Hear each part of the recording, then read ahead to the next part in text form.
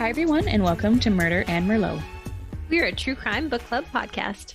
I'm your host, Tara. And I'm your host, Michelle. How's it going, Michelle? Oh, it's going pretty good. No complaints tonight, I guess. That's good. I feel like you've said the exact same thing on the last 3 recordings we've done. It's just pretty good. No complaints, which it's that's not goal. 900 degrees anymore. And, the secret's out. We're feeling good. I don't know. Life is good right now. We're not dying of morning sickness. We're surviving here. Yeah. It's almost feels like thriving a little bit. Oh my god. Which I don't want to jinx that, don't want to put that out there because the universe has a way of going, fuck you. Exactly. So yeah, let's not get too ahead of ourselves, but we're doing pretty good. Yeah, things are good. Yeah. I know that a bunch of people have been listening to our Chernobyl series. I haven't heard any real feedback on it yet. But yes, me neither, but I'm excited for when people do catch up because I know this has been going on for quite a while. I've drawn this Chernobyl series out for a bit. So now everything's out. You can go and just binge it and listen, which you probably already have done if you're listening to this. But still, I'm looking forward to hearing people's thoughts on it because obviously I did a deep dive into this case. Yes, which I loved. I think it's fantastic. Good. I hope so. So yeah, hopefully everybody has enjoyed it up until this point and send us some thoughts. Yeah. And today's book club. So which was so funny that we totally forgot to mention anything about our book club basically throughout all of our Chernobyl series. And I was like, oh yeah, I should probably just chuck that in there that this is the point of our podcast. We do this thing called a book club. So yeah, it's fine. We have fetuses eating our brains. It's cool. Oh my god, let me tell you, it's embarrassing. Baby brain is no joke. It's no joke, man. And it just gets worse. The more you have, the worse it gets. I believe that, and I am so scared for my mental well-being. People are going to I'm pretty sure it was one of our bosses who told me, every baby you have, you lose 25% of your brain. And I was like, oh, good. Great. Especially because Wiley wants a big family. So, well, dude, I'm on baby number 3. So that leaves me running at 25%. Hey, well, I think you're doing pretty well at 25%. Some days. Well, actually, would it be 25%? Because they say that, you don't actually use your full brain function. So we're already right. So down. I'm probably 10%. Maybe. Oh boy. But that's okay because, we're doing well. Ignorance is bliss, maybe. I don't know. Totally. This is fine. Everything is fine. That's why things are going better because we're just oblivious right now. Totally. Yeah. Sunshine and unicorns, man. This is life right now. This is life. All right. Well, we should probably jump into our book club for today because I'm excited about that. Let's do it. All right, friends, grab your glass and get cozy. Let's book club it up. Tink. All right. And of course, our book club discussion today is on the book Midnight in Chernobyl, The Untold Story of the World's Greatest Nuclear Disaster by Adam Higginbotham. So the synopsis: the definitive, harrowing story of the accident at the Chernobyl nuclear power plant and a powerful investigation into how propaganda, secrecy, and myth have obscured the truth of one of the 20th century's greatest disasters. Early in the morning of April 26, 1986, reactor number 4 of the Chernobyl Atomic Energy Station exploded, triggering history's worst nuclear accident. Drawing on hundreds of hours of interviews conducted over the course of more than 10 years, as well as letters, unpublished memoirs, and documents from recently declassified archives, Adam Higginbotham has written a gripping and compelling story that brings the disaster to life through the eyes of the men and women who witnessed it firsthand. The result is a chronicle of astonishing heroics and maddening incompetence, a study of the promise of science and also its potential to lure us into the hubris and danger, and the definitive account of an event that changed history. A story that is more complex, more human, and more terrifying than the Soviet myth. And about the author, Adam Higginbotham was born in England in 1968. His narrative, nonfiction, and feature writing has appeared in magazines including The New Yorker, Wired, Smithsonian, and the New York Times Magazine. Many of his stories have been optioned for development in film and TV. His first book, Midnight in Chernobyl, The Untold Story of the World's Greatest Nuclear Disaster, is an international bestseller and has been translated into 21 languages. It was named one of the New York Times 10 Best Books of the Year, won the 2020 William E. Colby Award for Military and Intelligence Writing, and awarded the 2020 Andrew Carnegie Medal for Excellence in Nonfiction. He is currently at work on a new book about the history of the space shuttle and the 1986 Challenger disaster. The former U.S. correspondent for the Sunday Telegraph magazine and editor-in-chief of The Face, he lives with his family in New York City. All right, let's talk about the physical book, the title, cover, feel, first impressions, all that good stuff. What did you think when you first picked it up? Well, the title of the book was enough to draw me in, right? And also terrify me. But the book felt good in my hands when I got it. Its cover is subtle. There isn't like a big radiation symbol on the front or somebody with their face melted off. It's yellow and orange with what appears to be burn marks on the edges and has a rougher texture. The print is small, but it's not too small, and it's easily readable. My only complaint about the book is that the front cover doesn't completely cover the book. They left like a quarter of an inch so that the black from the first page peeks out. And I don't know, call me picky, but I don't like it. No, that's like it needs fair. to cover the whole book. I mean, I don't think that's too much to ask. Right? I'm like, why? Like, what is the purpose of this being a quarter of an inch shorter? I don't get it. But it's literally called the front cover, like it should cover. Right? And then it's protecting all the pages on the inside. Exactly. I'm fussy. I'm a book nerd, okay. right? We know this. So that's okay. All of that, it's very important to your reading experience. Exactly. That's why we talk about it. Yes. Yeah. What was your first impression of it? So when I opened my Amazon package and pulled the book out, I was like, oh boy, he's chonky. And that made me nervous to cover the case because I was already committed. And I was like, oh damn, this is gonna be a lot. But as for the cover and the overall look, I like the colors. The yellow turning into a reddish orange is a nice change from the typical true crime book look. You know what I mean? Red and black. Yes. Yep. Which I still love, but a change is nice once in a while. Yeah. And of course, it works with the whole explosion, fire, disaster theme of the book. The letters that kind of get distorted, like they're being melted off or burned away. I get it. It makes sense. But overall, I think the cover's missing something. I don't know what that something is, but it's just missing... somebody with their face melted off. Maybe that's it. Yeah. must be. So yeah, that was my first impression. Okay. Yeah. Mm-hmm. Who chose this book? Tara? I chose this book, even though I had already had a different book and case in mind. I decided to switch it up on us. And honestly, I was thinking I'm going to be quite pregnant while covering this case, and I'm not going to have a lot of time. So I need a topic that won't be too complicated and that I can cover in 1 or 2 parts because that's what everybody else does. But clearly, I'm an idiot. Surprise. This was like the most intense and difficult case I've covered yet. So that backfired severely. I mean, you had to relearn physics.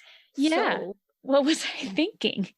But it was... Who wants to do that when you're like 8 months pregnant? Yeah. Wouldn't recommend. Did it. Tried it. So now you don't have to. But yeah. Don't get me wrong. It was a great book. I really enjoyed it. But I bit off more than I could chew. Very ambitious. It was very ambitious. But hey, we're over the hard part now. So it's all good. Totally. All right. Have you read other books by this author? No, but I would. Because he's writing the other one about the 1986 Challenger disaster, which I think is interesting because this one took place in 1986. So like a lot of shit happened in the world in 1986. And this guy's like, hey, I'm on it. I love the 80s. This is my year.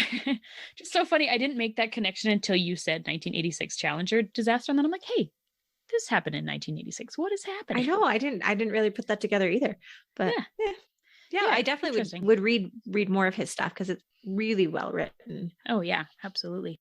And the fact that I haven't read anything else by Adam Higginbotham, but the fact that this is his first book is like, wow, like way to start off with a bang. Like you really went for it. Well done.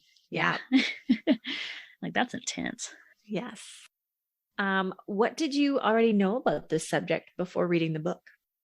Well, when I thought about Chernobyl, I often thought of an abandoned, uninhabitable, spooky city.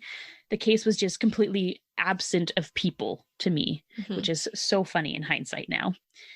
I knew that there was a nuclear power plant, an explosion, and that everyone evacuated.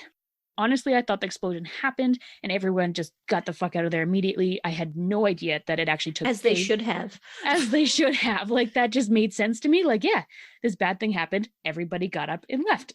Yeah, that's what should happen. But that's not what happened.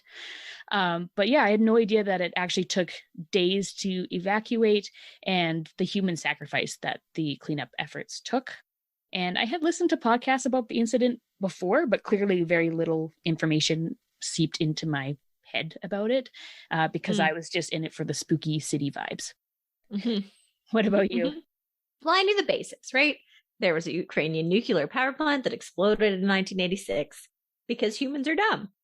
And a bunch of radiation is still left over. And it's like the home of three-eyed lake monsters and radiation zombies. Right. It's the usual, right? Casual. That's what I thought. Yeah. But I had fairly recently watched the HBO miniseries, which we're going to talk about later. Right. And it shed a bit more light on what happened, but man, I had no idea it went so deep or how corrupt it actually was. Yeah. Like at all. And that there's no radiation zombies. Right. Surprise. Yeah. I don't know if I'm excited or disappointed about that. Right? All right. Let's see. Is this book or case overrated or underrated? Well, it's a New York Times bestseller. Plus, it was a finalist for the Andrew Carnegie Medal for the American Library Association. So I would say it's probably appropriately rated. Yes. Yeah, that's fair. Yeah. I think it's pretty appropriately rated as well. I really never saw anything about it beforehand, though. Like, until I started looking for a book about Chernobyl, I never saw it pop up on any of my recommended or on my Instagram or anything like that. So I thought it would have been more popular. Like, I don't know, because because of the things that we search for on Amazon typically have to do with like murder. That's like, fair. Direct murder. Like this is direct murder, not indirect radioactive bullet murder. Right. Yes. I think that's probably why it wasn't showing up because I've seen somebody commented earlier in the summer and they're like, oh, what book should I read for at the lake? And I commented on something. And I was like, oh, I'm reading Midnight in Chernobyl. And I had lots of people be like, oh my God, it's so good.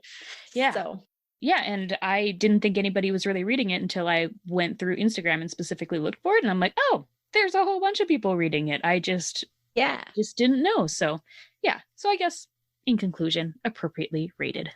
Yes, absolutely. What did you like best about this book? Just the wealth of knowledge and information that went into this book. Like, my God, the time and effort it would have taken to complete and compile this book must have been immense. So I just really respect that. And obviously, if you haven't noticed, I like to understand all the things. I like to learn every single detail about a subject or a case. So I appreciated this book and that the author provided background information to not only explain what happened, but why everything happened. What did you like best about this book? I really like that. Oh, so many things. Like, I loved that it didn't skimp on the details and started right from the beginning. And the description of the shortcuts taken from the Soviet officials and engineers, the setup of the explosion itself, and it portrayed that it wasn't just one man's mistake or even a handful of men's mistakes. It was broken from the very conception of the building. And I loved that he went that far back and he's like, no, it wasn't just this one night. Right. Yes. There's all of these things. And then how it followed the story through completely from beginning, through the effects of radiation on the environment, people, and the world, and then the trial, plus then the revealed secrets that have been found out since the USSR dismantled to basically present day. I really appreciated that just following it completely through. So yeah, absolutely.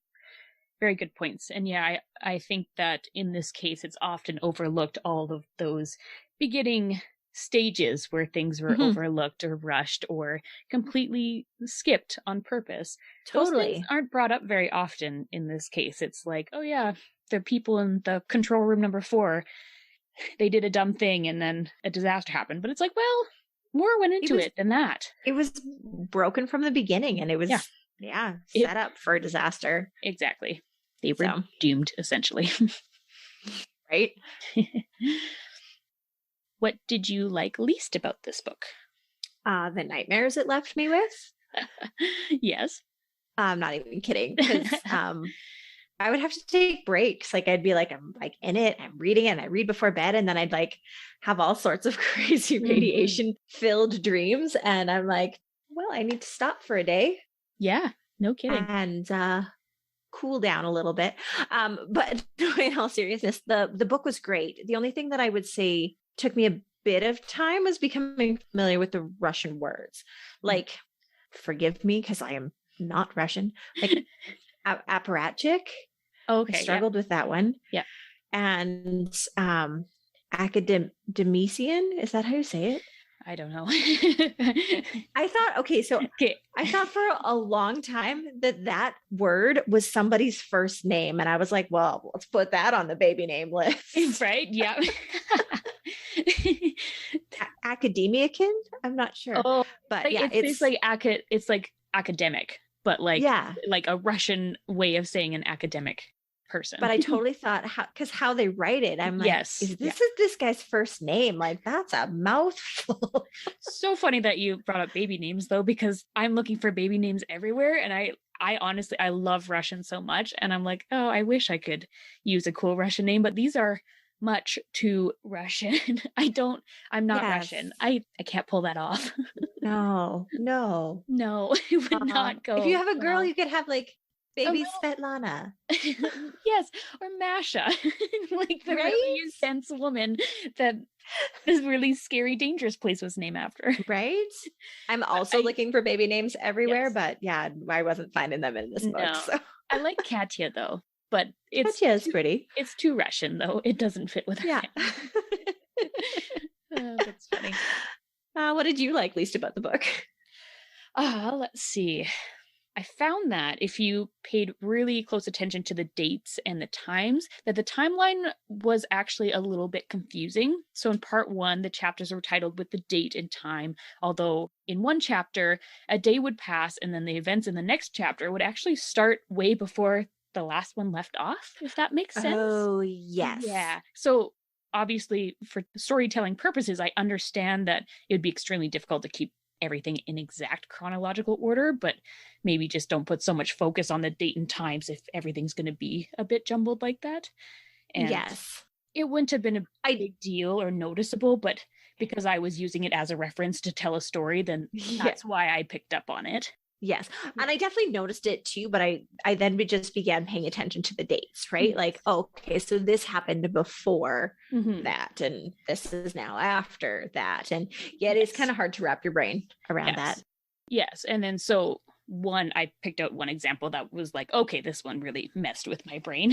So first they were just willing to discuss the idea of the evacuations, and then they needed to go to the helicopter to look into the reactor further, and then they were going to make the official decision and announcement to evacuate Pripyat.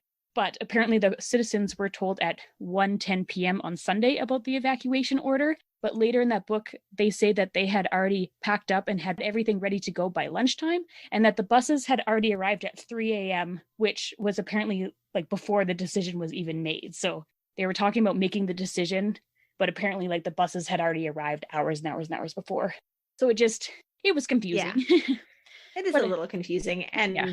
did they just call the buses in so they'd be ready just in case? But then Who it's like, knows, right? would they call thousands and thousands of buses in when almost everybody was against the idea of evacuations in the first place and they didn't Yeah. draw attention to themselves? So I'm like, I don't know if this was just explained in a weird way, but anyways, I just thought it was a little bit Yeah. confusing. A little jumpy. Yeah, but again, Jumpy. I was only picking apart the timeline because I was, trying to make it make sense and tell it back Totally. in a story. So It wasn't a Totally. big deal or anything, just something that I picked up on. Can you share a favorite quote from the book and why Mhm. you chose it? Sure. So yes, this quote is based around what one senior unit engineer, Boris Stilarchuk, was experiencing and thinking while walking through the debris of the exploded power plant. Quote, dawn had broken, the light was crisp and clear. What Stilarchuk saw did not frighten him, but he was struck by one thought. I'm so young, and it's all over. Reactor number 4 was gone. In its place was a simmering volcano of uranium fuel and graphite, a radioactive blaze that would prove all but impossible to extinguish. End quote.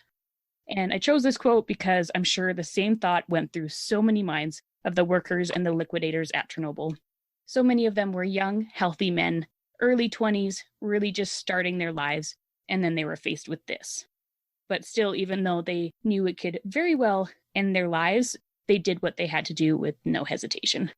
Mm-hmm. I really liked that quote too.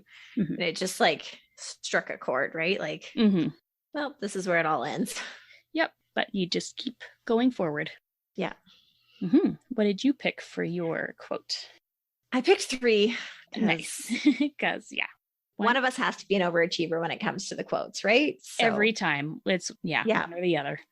But all 3 of them really sat with me. Like I thought about them for a long time after I read them. And I was like, okay, like those are them, right? So the first one is, quote, during these crucial periods, the engineers at their desks in the control room became almost totally blind to what was happening inside the active zone.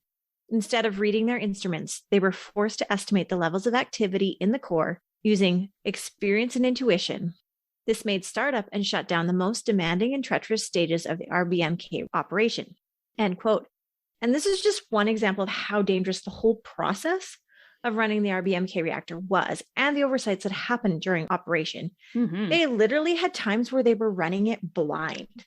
Yeah, absolutely. One of them being a 25-year-old man, which I was just saying, they're so young, and that was just thrown into the situation without being prepared ahead of time. It was just like, oh, shift change. Here you go. Take over. Use your intuition to figure out how to shut this reactor down. You got this, bro. Fine. Yeah, that's scary. Yeah. The second one, it's probably my favorite quote of the whole book, and it just gives me goosebumps, but it's, quote, only the fate of the crows that had come to scavenge the debris but stayed too long and whose radiated carcasses now littered the area around the plant provided any visible warning of the cost of ignorance, end quote. That's a good one. It's literally my favorite quote of the book because it paints such a visible picture of how the radiation was being denied, that it existed, but it was wreaking havoc on the ecosystem already, right? Like, yes. And to have a visual with radiation because you can't see it, and that's the scary thing, but to have finally something that you can place and be like, oh yeah, that is from the radiation. There are actual effects happening. Dead crows everywhere. Like, yeah, spooky for sure. Spooky, right? Yeah. So now there's going to be zombie crows, like, well, ghost crows. I mean, hey, it is what it is. You just got to deal with it. And my last one is, quote, slowly at first, but then with gathering momentum, the Soviet public began to discover how deeply it had been misled, not only about the accident and its consequences, but also about the ideology and identity upon which their society was founded. The accident and the government's inability to protect the population from its consequences finally shattered the illusion that the USSR was a global superpower armed with technology that led the world. And as the state's attempts to conceal the truth of what happened had come to light, even the most faithful citizens of the Soviet Union faced the realization that their leaders were corrupt and that the communist dream was a sham, end quote. Dang. And like, if there was ever a quote that summed up the beginning of the end of the USSR, that's it. Yeah. And actually, I was thinking earlier that I didn't mention in my series that I had intended to, but Gorbachev later said that Chernobyl was one of the main things that brought down the Soviet Union, which is it was insane. A catalyst. Yeah, absolutely. So I love that you picked that quote. Yeah, it was just like, that even the most loyal are like, hey, everybody's corrupt. That's awesome. Yeah, exactly. Nice. I love that the quotes that you picked were perfect because it's like the actual explosion, the effects that it had on the people and the environment, and then the political corrupt aspect of it. It's like that. I'm a beginning, middle, and end person. Exactly. So. Like it really sums up Chernobyl well. It does, yes. Mm-hmm. What were you feeling when you read this book? Shock, mm-hmm. fear, overwhelm at the dumb. Yeah. Disbelief, some more shock, and legit being terrified. Yeah. Totally fair. Yeah. My feelings are very, very similar. Yeah. They weren't happy feels, I'll tell you that. No. There was frustration, shock, fear, general anxiety, and paranoia. It was a lot. And it's a lot. Generally, when I cover a case, I listen to the audiobook on repeat all of the time, just soaking in all of the details. And then I jump into writing whenever I have the time, but not with this book. Like I had to be in the right headspace to even listen or to read about it because it was just so overwhelming to be like, okay, now I have to take all this and put it into my words. How am I going to do that? Because I just want to scream at all the people. Oh, it was a lot for sure. Yeah, literally a lot. Yes. What were your favorite pictures included in the book and why? Mm-hmm. So I picked 2 pictures. First, we have the equipment graveyard, and it was just full of buses and fire trucks and helicopters and armed vehicles, construction equipment. Like all of these vehicles were just too contaminated to be removed from the exclusion zone. So there's just a vast field of extremely expensive machinery just sitting there. Just Google it. If you haven't seen it, it's like, mind-boggling. It's so insane. Cool. Like to see just rows of helicopters just abandoned. Like, yeah, wow. You don't see that every day. Like ridiculously expensive technology that doesn't turn on anymore because the radiation has fried it, right? Just like millions and millions of dollars just sitting in a graveyard, basically. Yep. Insane. Yep. Second, I chose the picture of the elephant's foot because just to get that photo, it would threaten your life. Like you could die just from going and taking a picture of that mass. So I don't know. It's just very powerful to see a picture of somebody else being next to that object and knowing that you could die an agonizing death if you're there longer than 5 minutes. Yeah. Like get out in 2 minutes. Like, yeah, don't push it. I would not push this one. Nope. And like, get the fuck out of Chernobyl. Like, get in, get your picture, and get gone. It's not just like that immediate area. It's like quite an expansive area that you need to get out of. Yeah. What did you say? Well, the first picture after the accident shot from a helicopter. Mm-hmm. I really like that one. The building is destroyed and there's smoke coming out of the center, and it seriously makes you question how they ever denied that the reactor was ever intact. Right. Like, okay. My second favorite was the elephant's foot picture. Yes. Like, it's just too much. Like, I can't. There's something so scary about this like congealed mass of radioactive goo. I know. It's just goo. It's just a blob, but it's so much more than that. I know. Yeah. And the last picture I really loved is Pripyat in April 2016. So 30 years after the accident, and the city has completely been reclaimed by nature. It's very cool. Yeah. I do love the recent look of the city. It's something else. Yes. All right. What did you think about the book's length? Would you have shortened it or added to it at all? I thought it was perfect, actually. It covered everything amazingly. And the book itself appears longer than it is because there's like 150 pages of references, glossary, and additional research notes. So like when you picked up that book and you're like, oh, he'd be chunky. It's chunky, but it's not as overwhelmingly huge as you think it is. Yes. The relief I felt when I realized that was all references in the back and I didn't have to do like a 4th part of Chernobyl. I was like, oh, thank God. Yes. Yes. What about you? Good, bad, ugly? That's a tough one for me. It's long because of how incredibly detailed it is, which obviously I appreciate.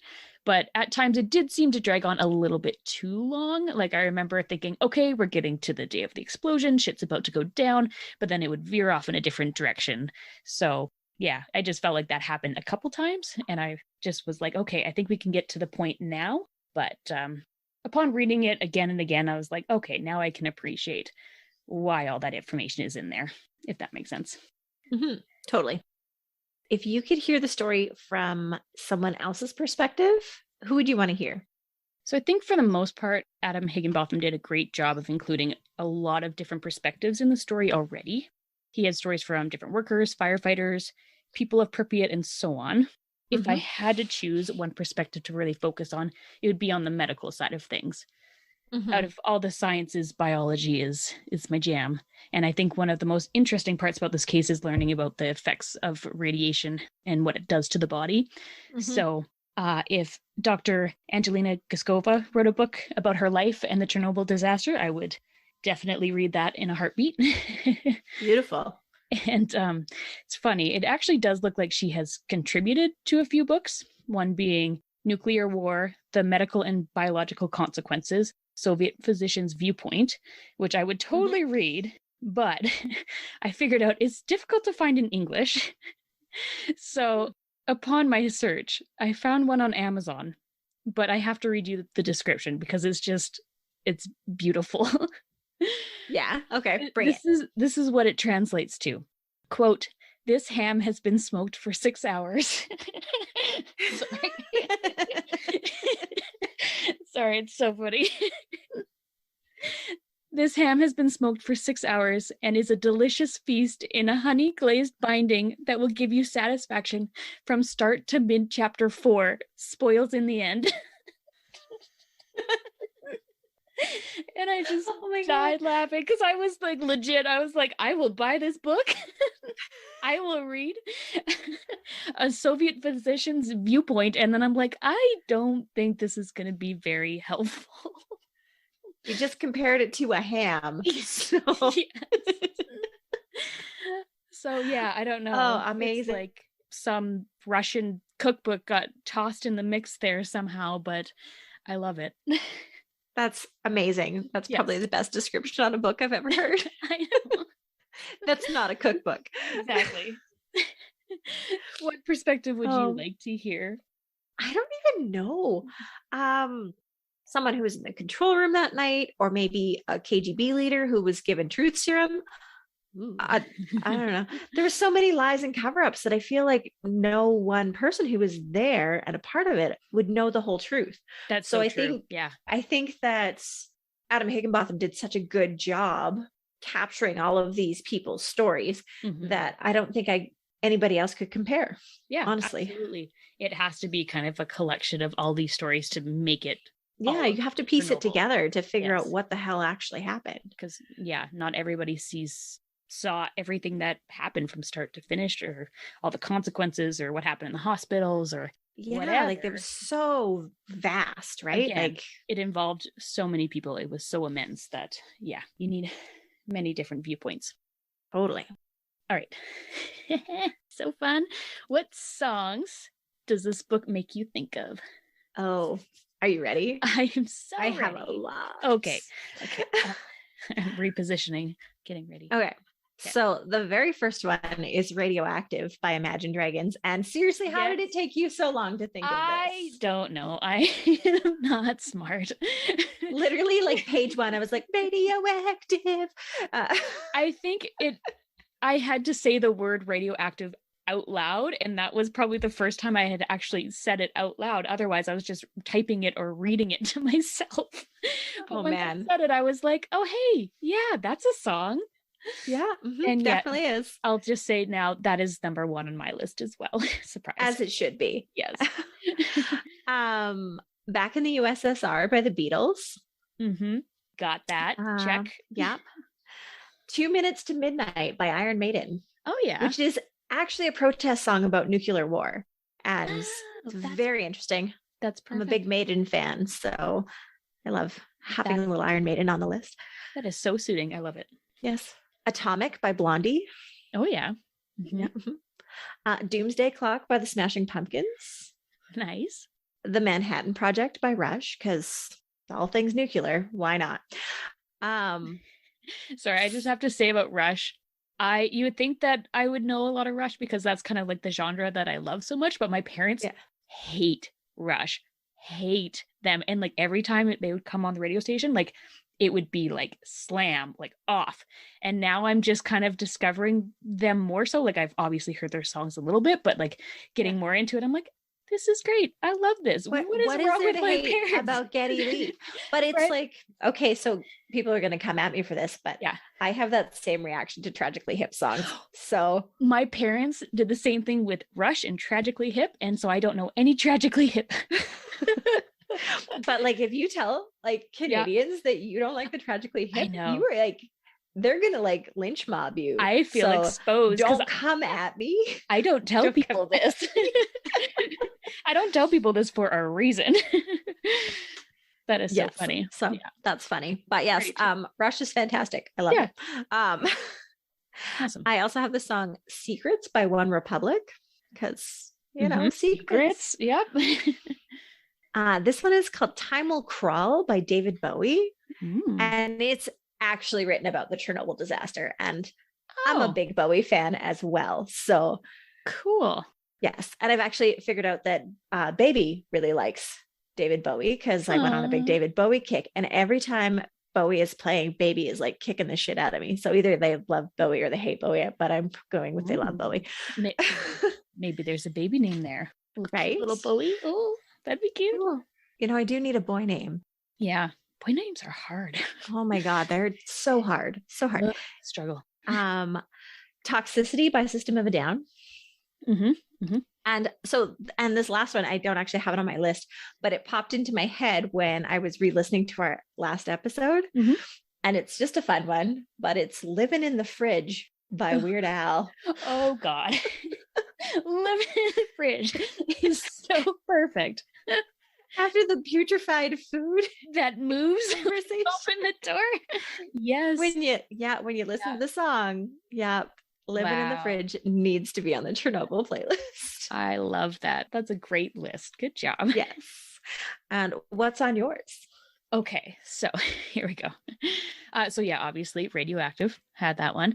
It's The End of the World by REM or REM or whatever, which is also appropriate because REM is also known as Rankin equivalent to man. Right. About in the gays. And I'm like, oh, look at that. Double meaning. I love it. This next one. I don't expect anybody to know this song, but it's going to be really weird on our playlist. It's X-Ray by Tommy Cash. So X-Ray obviously makes sense.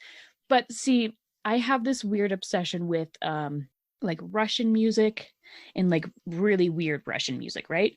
Mm-hmm. So Tommy Cash is actually Estonian, but he's got some messed up music and music videos. And yeah, so X-Ray, I just wanted to include one of my favorite like Russian or Estonian Eastern Europe bands. And so I was like, oh, well, X-Ray sounds appropriate.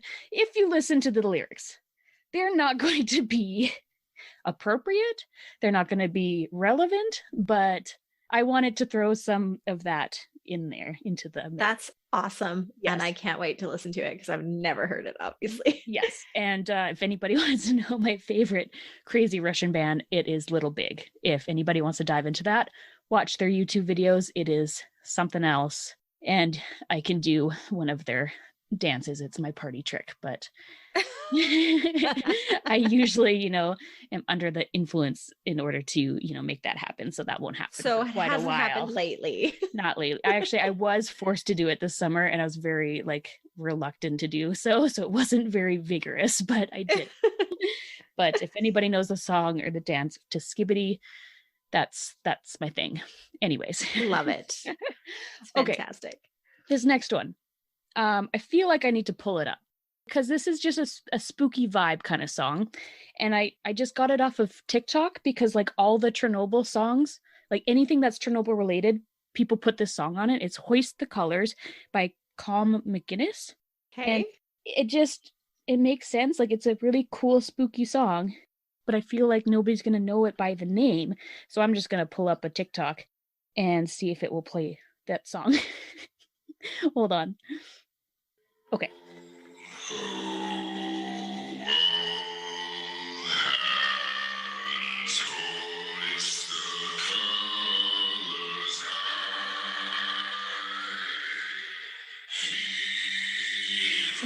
Oh, it's creepy. Yeah.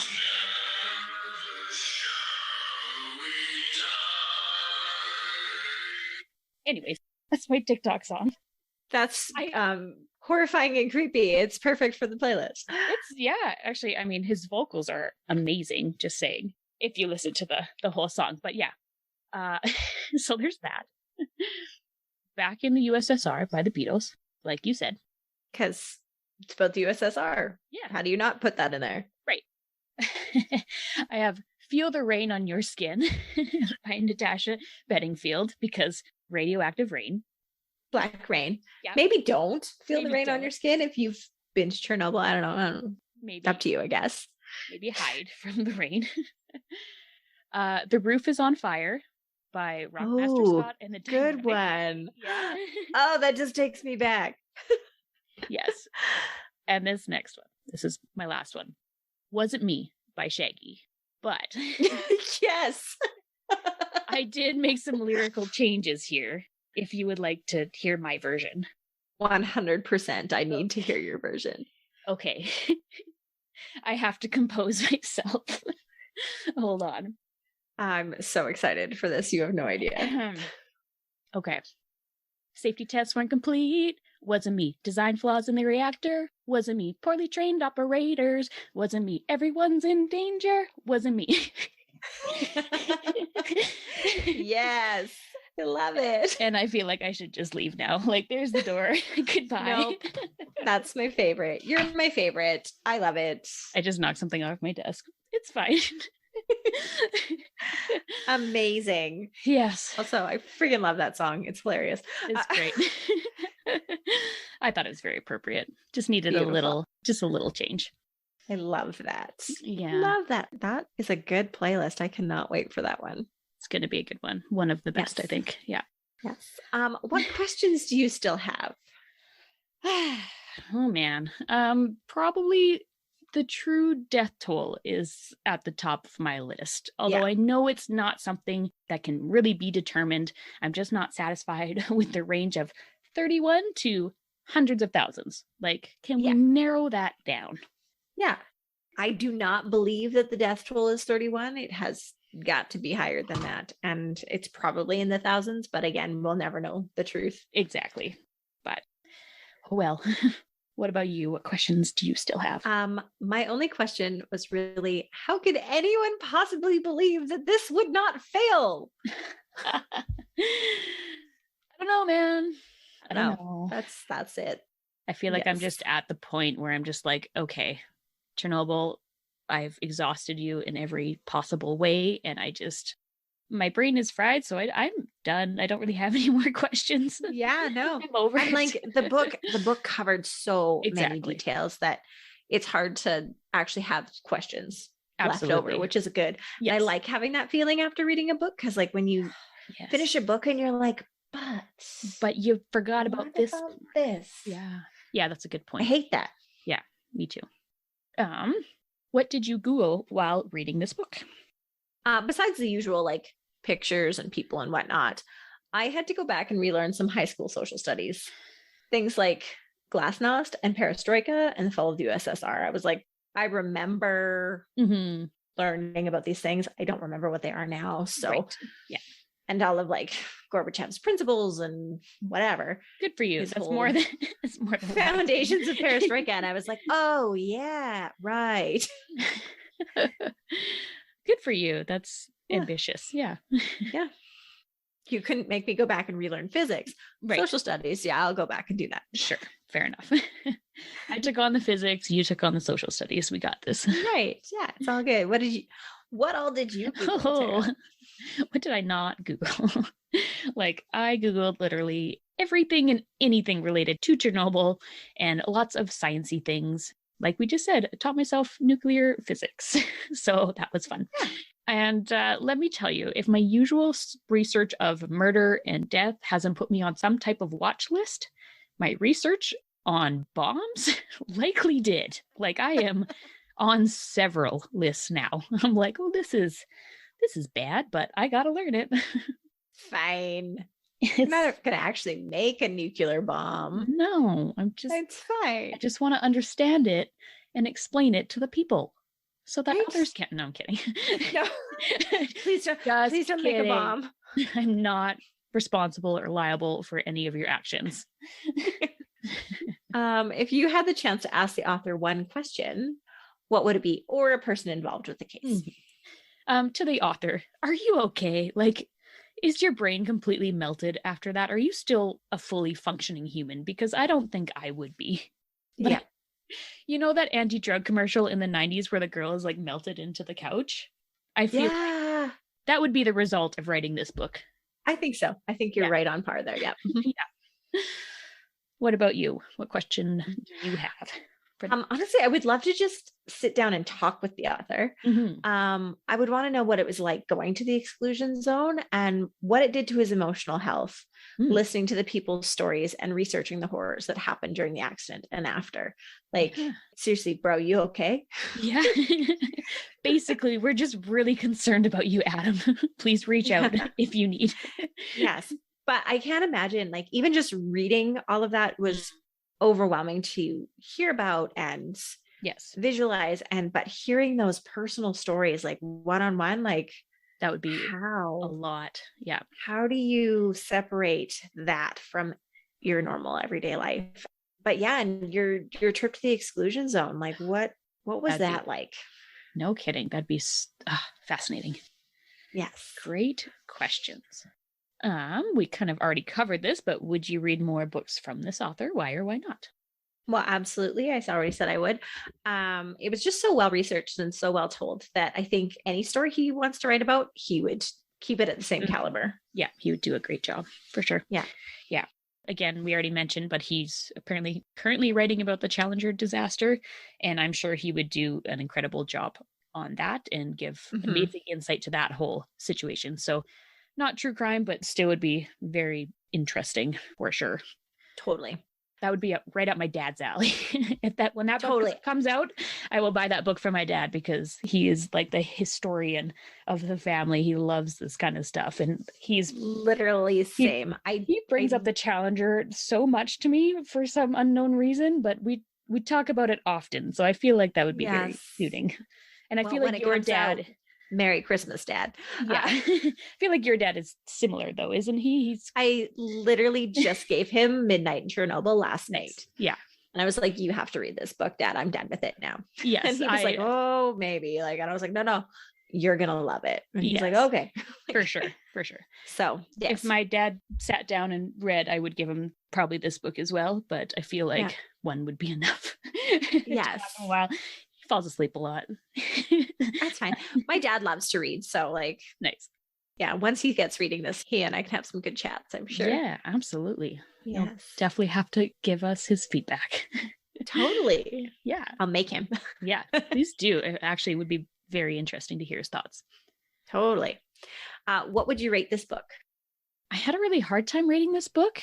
Like, it was great writing, incredible detail, but definitely not a casual read that I would pick up time and time again. So it kind of made it hard to put a number on it, but just off the top of my head, the number 8.5 out of 10 cats came to mind. So that's what I'm going with. I gave it a 10 out of 10. Wow.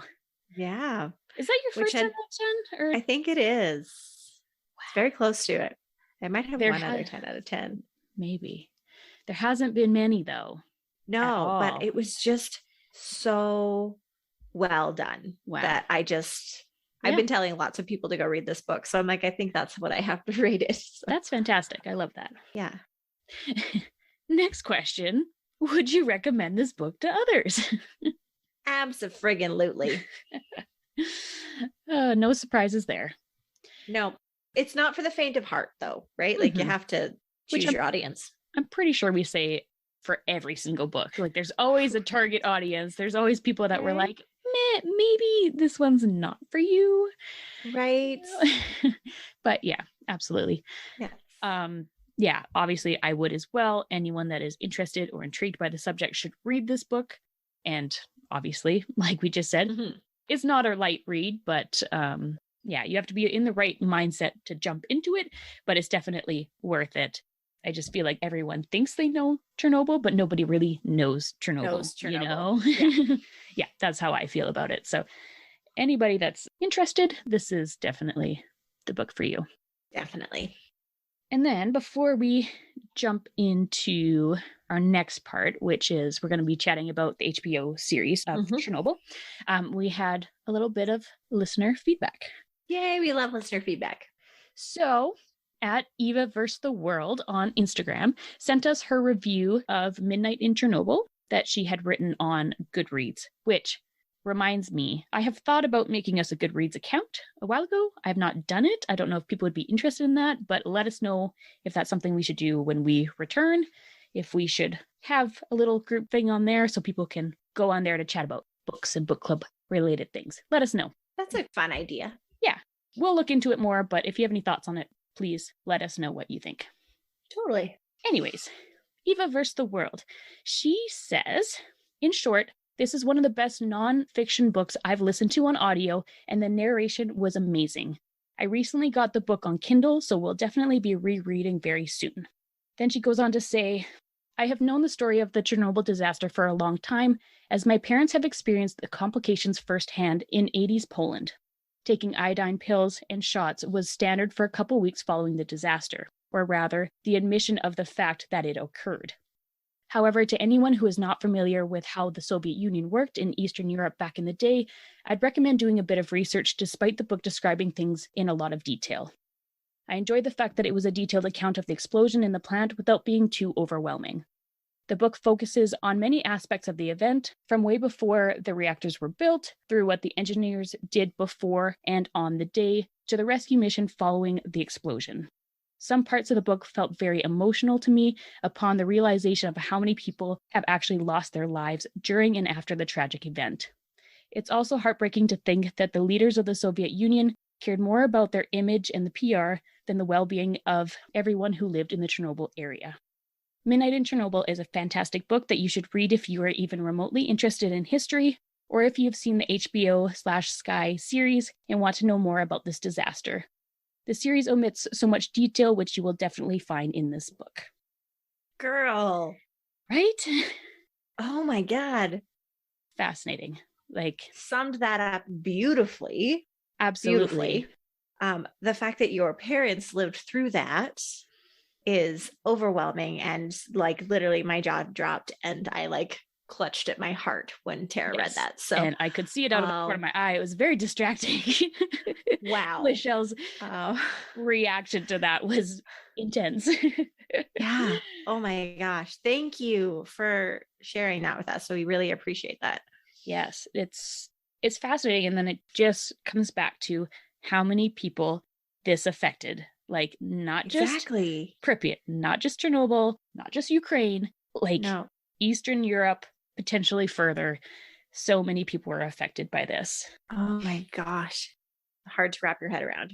And I'm so curious, all these people that were affected, like how they perceived it. They were taking medication for it. Were they scared at the time, or was this like, okay, we're just going to do this and move on? Or like, how did that impact them? I'm so curious. Yeah. And I'm sure it impacted everybody differently too. Right? Absolutely. Yeah. So again, Eva, thank you so much for sharing your feedback on the book. We really, really appreciate that. That's amazing. Yeah. And it also segues perfectly into our next part, because she had mentioned the HBO series and how you should definitely go watch it. And that's what we're going to be talking about now, which I would agree. You should probably go watch it. I definitely, in small doses. Yes, small doses. And I just want to mention before we dive right into it, the HBO series was actually based on the book Voices from Chernobyl, and that's written by Svetlana Alexievich. I apologize if I said that wrong, but that's my closest guess. But it was not actually based on Midnight in Chernobyl, so obviously it's not exactly the same, but obviously the history and facts, they're going to be quite similar. Totally. So, Michelle, you watched the show way before I did. What were your first impressions of the show? I was overwhelmed by the show. I could only watch one episode at a time, and it set my anxiety off. Like, I was so intrigued by the information, but it was like the visuals were too much for my brain to comprehend. And literally, I'm the girl. I laugh through horror movies. I can talk about freaking true crime till I'm blue in the face. But one episode of Chernobyl, and I was like, I can't. You gotta take a step back for a bit. Yeah. I have obviously since rewatched it because I watched that when it came out. It was a while ago, which I think was 2019. That sounds right. It was pre-pandemic because I was still at work. I hate that we can have a freaking timeline that's pre-pandemic. And but for somebody that is terrible with timelines and when events occurred, it's very helpful. It is. So when I rewatched it this time, it still gave me anxiety, not gonna lie. But I appreciated the story that it was telling even more because we had dove so deep into the disaster. But still, the subtle things done in both visual and audio in the show paint such a drastic picture. There's not a lot of music in the show. There's not a lot, but when they have it, it hits you. It's not overdone. Some things are very subtle, but at the same time, you see the magnitude of the situation and the rising severity of it all through each episode. Wow. Agreed. Yes. What was your first impression? Well, my first impression was a little bit different. I'm not going to lie. I have a really hard time sitting down and watching TV because I feel extremely guilty if I'm not productive every waking moment of my life, which is not healthy. I understand that. But anyways, it took me a while to get into because it's not one that you can do other things and watch and understand what's happening. So you have to really sit down and focus so you get the full experience. So I'll admit that I had to restart it a few times to get into it, but I'm glad I persevered because once I did, then I had very similar thoughts to how you perceived the show. Interesting. What were some similarities you noticed between the book and the show? Well, obviously there was a lot of things.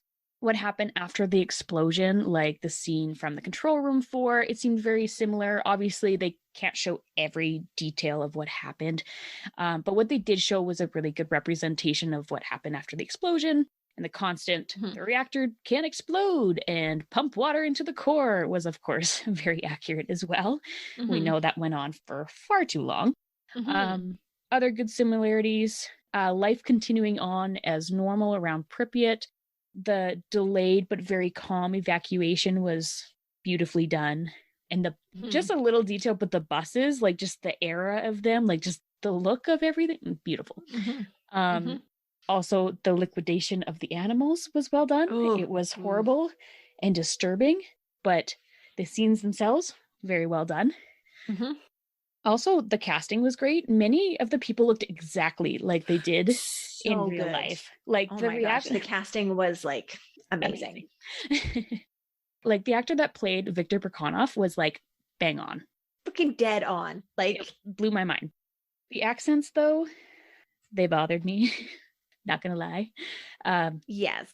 And like I have said, I love a good Russian Ukrainian accent. It's honestly one of my favorites. I have learned the Russian alphabet because I wanted to learn the language, and then I realized that is far too complicated. But anyways, I was just a little bit disappointed that I didn't get to hear those beautiful Russian accents, but yes, that's okay. And there is a podcast that actually goes hand in hand with the show. And they did talk about the accents on there because a European accent is better than a crappy fake Russian accent always, because they didn't want the actors to sound like Boris and Natasha from Rocky and Bullwinkle, right? They didn't want to sound like almost cartoony or like overdone or just silly, which I totally understand. And it was one of those minor details that like it kind of pisses you off in the first episode, and then as you go through, you're like, okay, like these are just these people, and this is how they speak, right? So exactly, I thought that there was quite a few similarities, like you said.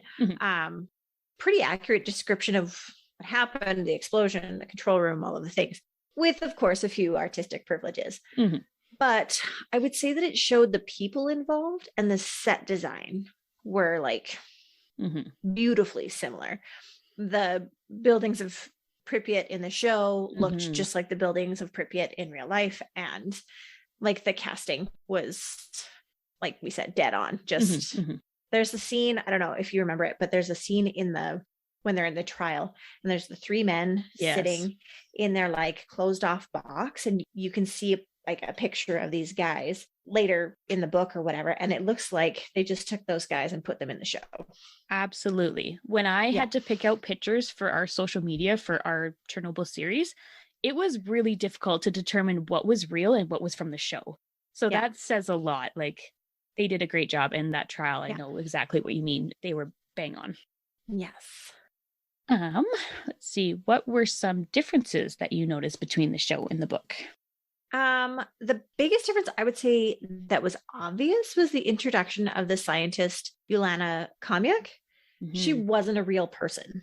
Right. But she was used to show the multiple different scientists that did the digging into what actually happened in reactor number 4 and pushed for the world to know the truth.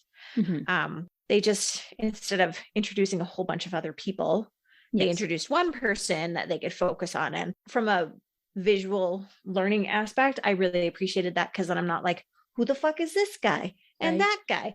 And like, in a story where there's already so many people involved, it makes sense. Yes. The other major difference was that they didn't show really all the failings and cut corners right from the inception of the RBMK reactor. It was all about from the explosion. Yes. It started at the explosion. Yeah. Absolutely. Which most Chernobyl stories do. So. Right. Yes. Yeah. Absolutely. Yeah. What did you think? See, well, I was just going to say, of course, there's going to be differences in inaccuracies, just how any other TV show works. They can't exactly show what happened due to timelines and complications and just there's so many people involved and everything like that. So obviously there's going to be differences. Before I get into the big differences, though, I'll just acknowledge there's explanation for pretty much all of these on the Chernobyl podcast. Like Michelle said, that there's a podcast that goes hand in hand with the show, and it is fantastic. I would highly recommend watching one episode and listening rather to the podcast that goes with it. It made it so much better. Like, the show was already fantastic, but I just appreciated it just so much more after listening to that podcast. So same. And I'm pretty sure I mentioned that later in my notes too. So. Okay. Sounds good. So yeah, basically the creator of the HBO series discusses his reasoning behind a lot of the creative decisions that were made. And it just makes everything make a lot more sense when you dove deep into this case and you can be like, that's not correct. It's like, well, there's actually a reason for that. So that being said, these are the big differences that I picked out. First of all was Yolana. Like you mentioned, she wasn't actually a person, but we already went over that. The three men that made up the Suicide Squad did not stand up and volunteer for the position, though I know this was done to illustrate their bravery, which they were incredibly brave to do that. So they deserve. They can have a little shout out that way. Exactly. They deserve the recognition, but it didn't quite happen exactly like that. But that's fine. The trial had some inaccuracies, like it only showed 3 of the 6 defendants. Burkhanov, Fomin, and Dyatlov were the main focus, but there was 3 other men that were tried and convicted as well. And then also Legazov did not speak at the trial. In fact, he wasn't even at the trial. That was more of a representation when he did his big presentation in another space. I can't recall exactly what the forum was, but it wasn't at the trial that he made his big speech. And then the effects of radiation, and this was a big one. They showed people spontaneously bleeding after being exposed and essentially their skin melting off, but it doesn't really happen like that. Other aspects of the radiation effects were really well done, like they discussed the latent period, which the patients start to show improvement before going downhill, and they talked about the effects that it has on bone marrow and that kind of stuff. So, for the most part, that was all well and good, but there was one thing that bothered me, and that was the part where the pregnant woman lost her child, and the fictional scientist Yolana said, quote, "The radiation would have killed the mother, but the baby absorbed it instead," end quote. And that's not how it works. No.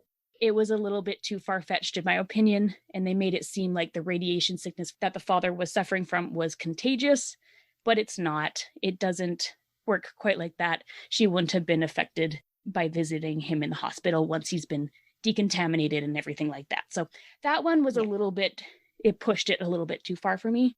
Everything else I think is explainable. Yes. And especially given our situations like that. Yes. That scene was like impossible to watch. And right. Exactly. It's not guaranteed there were babies lost because of radiation exposure, because it does attack rapidly dividing cells first, which those are our that are in bellies and whatnot. Mm-hmm. But that scene was hard. I'm sure they were just trying to illustrate and really show the point of this affects fetuses, but it's just not accurate. Like, no.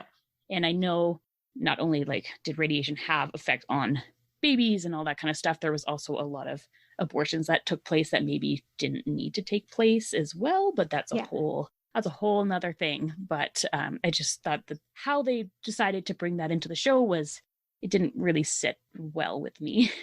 No. So that's my only... And that's totally fair. Yeah, I think so. So that's my only real, like, this is the part that I didn't like. Everything else has an explanation. It makes sense. Yes. What did you like best about the show? I think they did a good job of showing the human sacrifice that was involved with the Chernobyl disaster, including the plant workers, firefighters, the suicide squad, miners, liquidators, and the biorobots. Mm-hmm.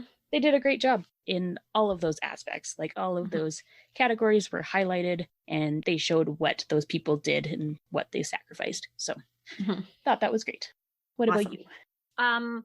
So many things. We've already talked about casting, but I'm going to talk about it again because it was so on point. Like, amazing that they could pick these people out and they turned them into these people. It's just awesome. I also really appreciated how the show was laid out to tell the story. It covered a lot of information in just 5 episodes, but I think it really showed the immensity of the situation and what the scientists and officials were up against from the Soviet leaders and the KGB and all the secrets. And I really, really loved how the ending of each episode left you with something big visually that always invoked some kind of feeling. And that's like the scene with the baby. That was a last thing you see, you are left with that feeling.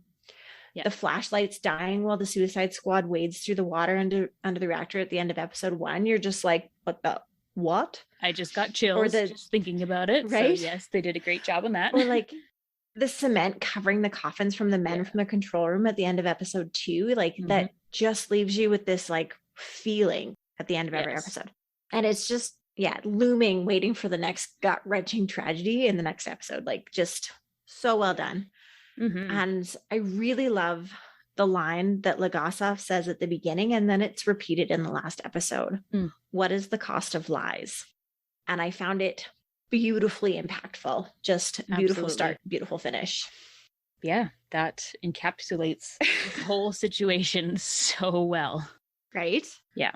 But yeah, to expand on the endings, like you said, the feeling that you have when the one episode ends, it's hugely impactful. It's like so many shows or videos that we watch, like on YouTube or whatever, it's just like, okay, that's done. Now, what can I watch next? With these, it just sits with you and it lingers. It's just so heavy and it's just not easily forgettable, you know? And I totally think that's one of the reasons why I could only watch one episode at a time. Yeah. Because I was like, nah, I need to process what I just saw. Process, debrief, cool off. Do some yoga. I don't know. Like, totally. Yeah. Yeah. So I think any show that makes you feel that way, they did a great job. They've done something right. They've done something. Yeah, for sure. What did you like best about the show? The best about the show. We talked about the best. Oh, fuck. Good Lord.